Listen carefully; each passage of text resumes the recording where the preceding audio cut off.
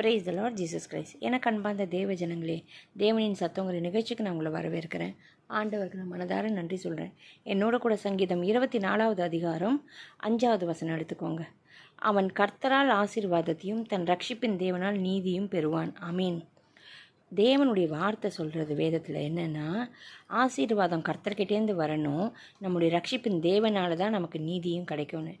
இன்றைக்கி நீங்களும் உங்கள் பிள்ளைகளும் உங்கள் குடும்பமும் கர்த்தரால் ஆசீர்வதிக்கப்படணும்னு, நம்முடைய ரட்சிப்பின் தேவனால தான் நமக்கு நீதி வரும்னு வேதம் சொல்லியிருக்கிறதுன்னு விசுவாசித்து அதை அறிக்கையிடுங்க. எந்தெந்த இடத்துல உங்களுக்கு நீதி கிடைக்கலையோ, எந்தெந்த இடத்துல ஆசீர்வாதம் வரலையோ, கர்த்தர்னால எனக்கு இந்த ஆசீர்வாதம் வரும், என் பிள்ளைகளுக்கு கர்த்தர்னால இந்த ஆசீர்வாதம் நிச்சயமாக வரும், என் ரட்சிப்பின் தேவனால் நிச்சயமாக எங்களுக்கும் எங்கள் குடும்பத்துக்கும் நாங்கள் செய்கிற தொழில், படிப்பு, ஊழியம், வேலை எதுவாக இருந்தாலும் தங்கியிருக்கிற இடத்துல என் தேவனால், ரட்சிப்பின் தேவனால் நீதியை பெறுவேன்னு அறிக்கையிடுங்க. நிச்சயமாக இந்த ஆசீர்வாதம் உங்கள் குடும்பத்தில் வந்து இறங்கும். ஆமீன். வாங்க ஜெபிக்கலாம். எங்கள் அன்பின் பரலோக தகப்பனே, உம்மை துதிக்கிறோம், ஸ்தோத்திரிக்கிறோம்ப்பா.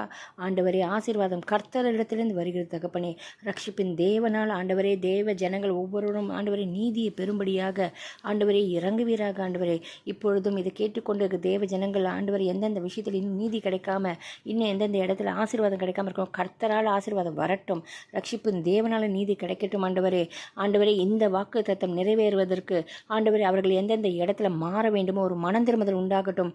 அப்பொழுது ஆண்டவரே உமக்கிடத்துல திரும்பும் போது தேவனிடத்திலிருந்து மன்னிப்பும், ஆண்டவரே தேவன்கிட்டேருந்து ஆசீர்வாதமும், தேவனுக்கிட்டேருந்து ஆண்டவரே நீதியும் கிடைக்குமே.